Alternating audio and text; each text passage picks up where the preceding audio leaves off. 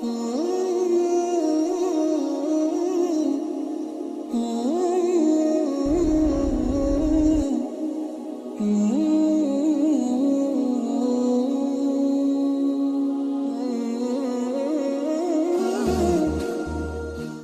አማና አንዳንዴ ቤት ምናምን በፎቶ በምን ያሳየ በቪዲዮ ቀርጾ ያሳያል። ይሄ ነው ቤቱ ምናምን ይላል። ያ ቤትን አድርጎ ከሸጠ በኋላ ምን ካለ በኋላ ከዛ በኋላ ሲመጣ ሌላ ቤቱ ይሆናል። ወይ ክፍለ ሀገር ነው የሚያደርገው፣ ከተማውን አይናገር። ከርቀት አድርጎ ውጭ ሀገር ላይ በዚህ መልኩ የሚያጭበረብራል። መሬትም እንዲገዝችላቸዋል ይላል። ካሬው ስንት ነው? 500 ካሬ ይላል። ሲመጡ 200 ካሬ ይሆናል። እንዲህ አድርጎ የሚያጭበረብር ብዙ አለና እዚህ ውስጥ ይገባል። ዙልም ነው እንግዲህ አንድ ሰንዝር ነው የተባለው። እንግዲህ በካሬዎች በምኖች ደግሞ ሲሳረቅ ደግሞ እንግዲህ አስቡት ከባድነቱን። ስለዚህ ይሄና መሰል ነገሮችን ልንጠነቀቅ ይገባል ነው። ሰደቃ ወቅፍ አብዛኛው ሰሃቦች ያላቸው ነው። እኛም ትልቅ ነገር በቃ ልንጨነቅለት የሚገባ ነገር ቢኖር ከሞቱም በኋላ ምንድነው የሰው ልጅ ማሊ ንብረቴ ይላል አሉ ነብዩ ሰለላሁ ዐለይሂ ወሰለም። ያንተ ንብረት በልተ የጨረስከው ነው ወይ ለብሰ የጨረስከው ነው ወይ ሰደቃ አድርገ ደግሞ አላህ ዘንድ ያስቀመጥከው ነው። ሌላው ማን ነው? የወራሽ ነው። ስለዚህ በሐያት እያለህ ቤተሰቦችን ጉዳ አይደለም፣ ለቤተሰቦች ታመቻቻለህ፣ ቤተሰቦችን ትንከባከባለህ። ቤተሰብን መንከባከብ ራሱ ሌላኛው ዒባዳ ስለሆነ ማለት ነው። ነገር ግን በቂ ሀብት ካለ ምን ካለ በቃ ለአኺራ ስንቅ ልታዘጋጅ ይገባል። አንዳንዱ የሆነ ኮንሰርት አለ ሲባል በቃ በነሻጣ ይኛል ሚሊዮን እያለ ታየዋለህ። ሐራም ለሆነ ነገር እዚህ ጋር ትንሽ ጉድጓዶ አስወጣ ሲባል ደግሞ ፍሬንሲስ ታየዋለህ። ሐጅ ያላደረገ ይኖራል። ሱብሃንአላህ መስጊድ ስራ ሲባል እንዲህ ሚላለ በቃ እንቅልፉም ይመጣል። በቃ የሚያቅለሸልሸው አለ። መድረሳ ስራ እዚህ ጋር ነገር አድርግ በቃ እስላማዊ ሲባል ብቻ እንዲህ ነው። ዓለማዊ ጥቅም ሰዎች ሆይ የሚሉለት የሆነ ስሙ የሚነሳበት እዛ ጋር የስሙን ያነሱ የሚጨፍሩለት ነገር ከሆነ ደግሞ ይሄን ነገር እኔ ነኝ በቃ የምችለው ሲል ታያለህ። ይሄ መሆን የለበትም። እንደው ቀብር ማንም መግባት የማይቀር የለም፣ ሁሉም ቀብር ይገባል። ቀብር በመገባበት ሰዓት ላይ ግን ምን አዘጋጅቼ ነው የምገባው? እንደው ለአኺራዬ ምን አለኝ? እንደው እነዚህ አሁን ቅድም የጠቀስኩላችሁ ኢዛ ማተል ኢንሳን እንቀጣ አመሉ የተባለው እኮ ለዚህ ነው። ቢያንስ ሀብት ኖሮ ሰደቃ እስካላወጣ፣ ዒልም ኖሮ እስካልሰጠ፣ ወይ ደግሞ አላህ ወፍቆ ደግሞ ትዳር ይዘህ ልጅ ወልደህ እስካላገኘ ድረስ እኮ ከዚህ ኪሳራ ነው ማለት ነው። ኢማሙ ነወዊ ምስኪን ናቸው። ልብ በሉ፣ ሰደቃ እንዳወጡ ምስኪን ናቸው። ሚስት የላቸው፣ ልጅ የላቸው። የሞቱት በ45 ዓመታቸው ነው ኢማሙ ነወዊ። ግን ምን ሰጡ? ዒልማቸውን ሰጡ አይደል?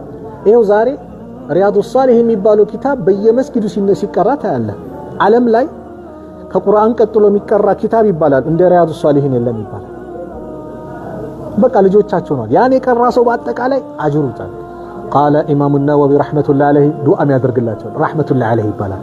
40 ሐዲስ ታውቁታላችሁ። ኢማሙ ነወዊ የጻፉት ሰሂህ ሙስሊምን ሸሪህ ያደረጉት በ9 ሙጀለድ ኢማሙ ነወዊ ናቸው። ሰሂህ ሙስሊምን ሲጽፉ 2 ዓመት ጎናቸው ምን አልነካም ይባላል፣ ፍራሽ አልነካም ነው የሚባለው። በቃ ሲጽፉ ምን ሲሉ እሸት ለመብላት ኪሳቸው ላይ ስሙኒ ሳንቲም ነገር አጥተው በቃ ኢንሻአላህ ጀነት ውስጥ እንገናኛለን ብለው ይሄዱ ናቸው ኢማሙ ነወዊ ማለት። ግን በቃ በሰሩት ባላቸው ዒልም ሰደቀቱ ጃሪያ። አንዳንዱ ደግሞ አላህ ይወፍቀው ነው ደግሞ ዒልም የለው ግን በቃ ምን ይገራለታል? መስጊድ መስራት ይገራለታል፣ መድረሳ መስራት፣ ጉድጓድ ውሃ ማውጣት፣ ዑለማዎችን መንከባከብ፣ የታመመ ማሳከም ደግሞ አላህ ያገራለታል። ሌላኛው ደግሞ አላህ ይወፍቀው ደግሞ በተርቢያ ሷሊህ የሆነችውን አግብቶ ሷሊህ የሆነች ልጆች አላህ ለግሶት ከሞተ በኋላ እንኳን እናት ልጆቹ ማይረሱታል። አንዳንዴ ደግሞ ልጅ ራሱ በላሚንበት ጊዜ አለ። አንድ አካባቢ ላይ አንድ አባት ሞተ። ገና ሳምንት ሳይሞላ ሰውየው ከሞተ ልጆች ጸብ ውስጥ ገቡ። በምን? በውርስ። ሱብሃንአላህ። ለአባታችን ይሄን ሰደቃ እናውጣ በስሙ መስጊድ እናሰራ ነበር መባል ነበር። በጣም ብዙ አብጥቶ ሄደው ጸብ ውስጥ ገቡ። ዱላ ተማዘዙ። ሰው ሀገር ጉድ እስኪል ማለት ነው። ይሄን ያህል ደግሞ አለ በላይ የሆነ ልጅ አሳዳጊ የበደለው ይባላል አይደል? ምን ማለት ነው? ተርቢያ ያልሰጠው ነው እኮ ማለት ነው። ስለዚህ ሰደይ ወቅፍ የሚባለውን ነገር አብዛኞቹ ሰሃቦቹ ያደርጉ ነበር። ዑመርም ይሄን ያደረጉት ዑስማን ኢብኑ አፋን እና አብዱራህማን ኢብኑ አውፍ አብዛኛው ሰሃባ ሞልታላል እንዴ። ማን ነው ስሙ? የነቢ አቡ ጠልሃ አይደል?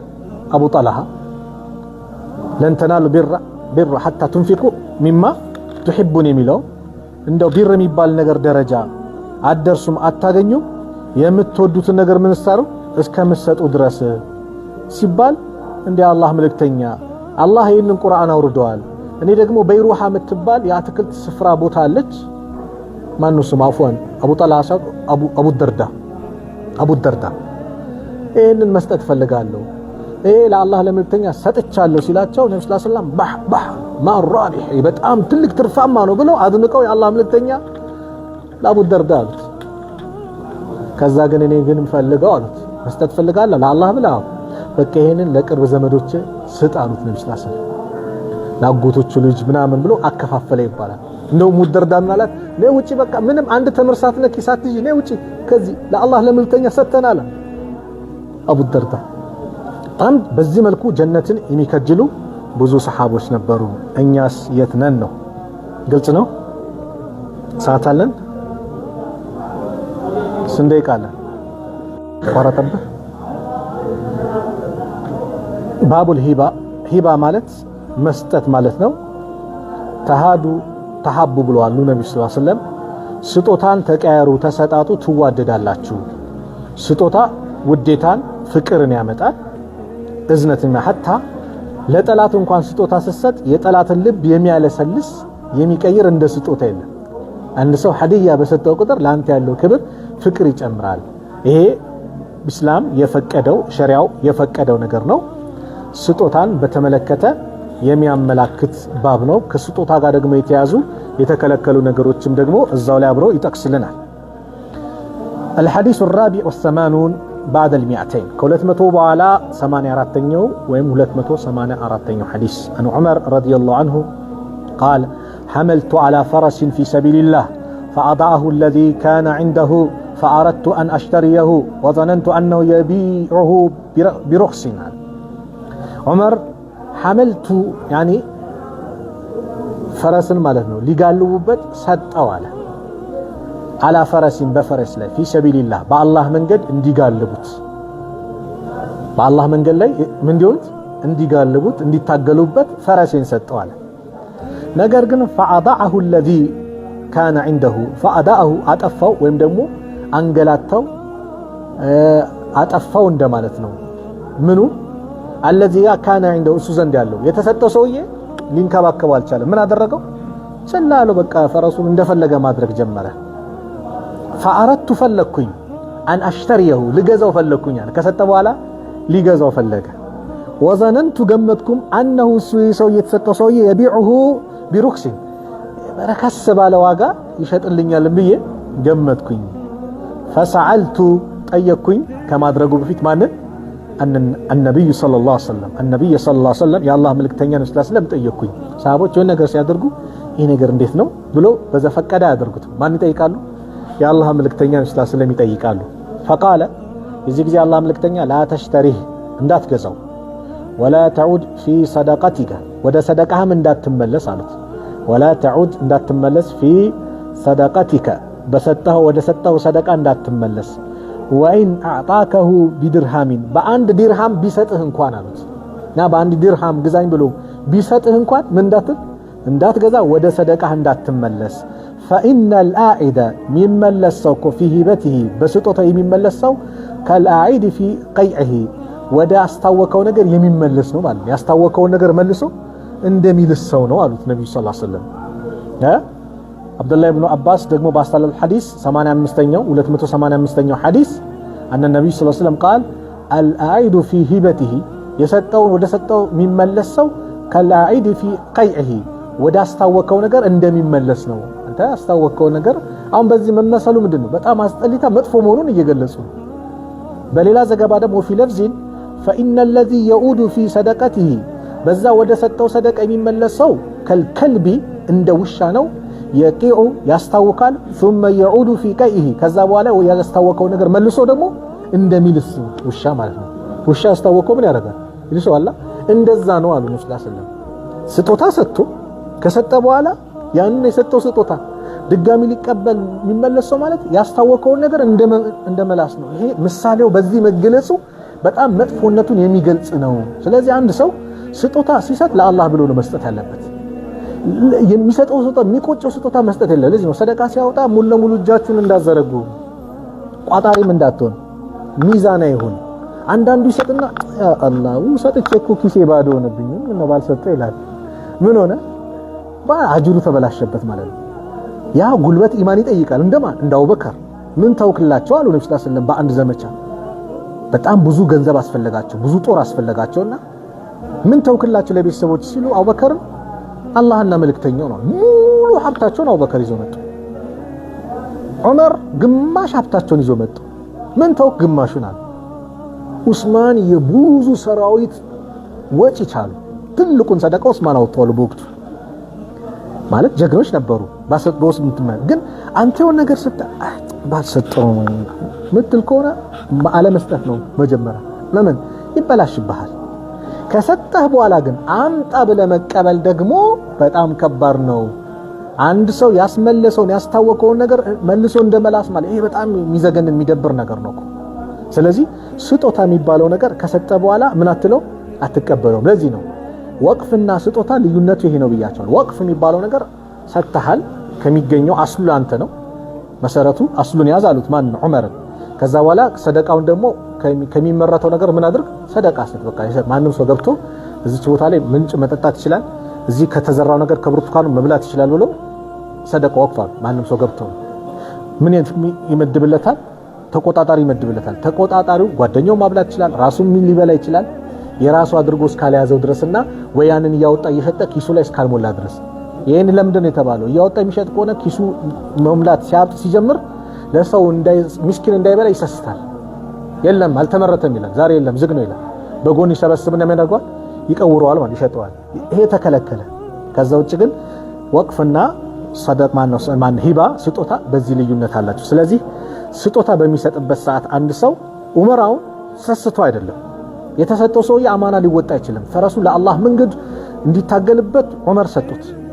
ግን ሰውየው ምን አደረገ? ፈረሱ ላይ አጠፋው። በቃ ማድከም ፈረሱን እንደፈለገ አለመንከባከብ ሲያዩ ይሄ ሰውዬ ፈረሱን ለሌላው ሰው በርካሽ ዋጋ ሊሸጠው ይችላል፣ ሊያበላሸው ይችላል ብሎ ሰግተው እኔ ገዝቼው እንደው የፈረሱን ሐቅ ብወጣ በሚል ነው ዑመር የተነሱት እንጂ የሰጡት ነገር ምን ብሏቸው አይደለም ሰስተው ወይም ደግሞ ለምን ሰጠው ብሎ ቆርቆሯቸው አይደለም። ሲሰጡ ከውስጣቸው የሰጡት የተሰጠው ሰውዬ ግን ማበላሸት ጀመረ። አንድ ሰው ግን ስጦታ ከተሰጠ በኋላ የተሰጠው ሰውዬ ባለ ሐቅ ነው። ከፈለገ ለሌላ ሰው ሊሰጥ ይችላል፣ ሊሸጠው ይችላል፣ መብቱ ነው። በቃ አንተ ሰጣል ካንተ እጅ ወጣል። ነገር ግን ምንድነው ከዚሁ ጋር ስጦታ የሚባለው ነገር ፍቅር ይጨምራል ብለዋል የአላህ መልእክተኛ ሰለላሁ ዐለይሂ ወሰለም። ስለዚህ ማለት ትዳር እንኳን አለ በሚዲያ የሚከታተሉ ትዳር እዚህ ምንም እንዳለ ሳይ አይ ትንሽ አባባሉ ምናምን እንጂ እርሶስ አላገቡ ሁሉም ላጤ ነው። አላህ ይዘውጃችሁ አሚናችሁ በዛው ነው። አላኩልህ ባለትዳሮች ባልና ሚስት ስጦታ ሲሰጣጡ ፍቅር ይጨምራል። ሁሌ በደረቅ አይደለም። አንዳንዴም ሀዲያ ይዘ ይሄን ሂጃብ ገዛውልሽ፣ ይሄን ጫማ ገዛውልሽ የሚቆነጃጁበት ቅባት ሊሆን ይችላል፣ ምን ሊሆን ይችላል። በአቅምህ ይሄን ብላ አክብረ አሽገ በስጦታ ስጥ። ምን ይጨምራል? ፍቅር ይጨምራል። አንዲት ጀግና እህት ነበረች እዚህ አካባቢያችን። ባሏ በሚሰጣት ወጪ ተሰበስብ ሳጠራቅምና እያተራረፈች ማለት ነው። እና ሁሌ በቃ ሲለብስ ምናምን ወይ ሸሚዝ ከጅንስ ሱሪ ምናምን ነበረ ምን ስለሌለው ሱፍ ስለሌለው አጠራቅመ ከሚሰጠው ያላ ሱፍ ሂዳ ገዝታለት ስጦታ አድርጋ ሰጠችው። አስብ የሚመጣው በመሃል ያለው ፍቅር ልዩነት ያለው ፍቅር ያለ ጥላቻ ካለ ቅራኔ ካለ ቅራኔው ምን ይላል ይወገዳል። በተለይ ትዳር ላይ ትልቅ ፍቅር ይጨምራል። በወንድማማቾች መካከል በሙስሊም ወንድማማችነት መካከል ደግሞ ስጦታ ወንድም ሊመረቅ ነው ቁርአን ሐፈዛው የሆነ ስጦታ ስጠው ምንድነው ፍቅር ይጨምራል፣ አንድነትን ያጠናክራል፣ ልብን ያለሰልሳል። ትልቅ ደረጃ ስላለ የአላህ መልእክተኛ ነብዩ ሰለላሁ ዐለይሂ ወሰለም ተሃዱ ተሐቡ ስጦታ ተሰጣጡ ትዋደዳላችሁ። በቃ ውዴታ ይመጣል። ውዴታ እንዲመጣ ስጦታ መስጠጣት ትልቅ ቦታ ያለው ነው። ዑመር ኢብኑ ኸጣብ ሐዲሱ እዚህ ጋር የመጣው እንግዲህ ምንድነው እሳቸው የሰጡት ስጦታ ይሄ አሁን ህክማውን አህካሙን ህጉን ከዚህ ስንቀራ ምንድነው የሰጠውን ስጦታ መግዛትም አችልም ከሰውየው ነው። ሰጠዋ መግዛትም አችልም አምጣ ማለትም አችልም ነው። ይሄ አህካሙ ህጉ ይሄ ነው። ያ ሰውዬ ግን ለሌላ ሰው ከፈለገ መስጠት ይችላል። የሰጠው ሰውዬ አንተ ሰጠው አልፈልግም እንካ ካለ ግን ምን ማለት ይችላል? ቀበላል አልፈልግም ብሎ እንካ ካለ አንዳንድ አለ ስጦታ ምን አስቦ ነው እኔ ጋር መጣው እንካ ብሎ በቃ ቀልቡ አንዳንድ አለ ጥርጣሬ የተበላሸ ያስዋል። አንተ በቃ እንደው ብለህ አቅሜ ነው ብለህ እንት ሲሰጥህም በአቅሙ ሰጥቷል እሺ ብለህ እንት ማለት ነው እንጂ እኔ ንቆኝ ነው የሚያመጣው እንዳትል። የሆነ ነገር አምጥቶ ሲሰጥህ ምን ስላለው ነው? ላንተ ክብር፣ ቦታ፣ ፍቅር ስላለው ነው። ስለዚህ በዚህ መልኩ ልታደርግ ይገባል ነው።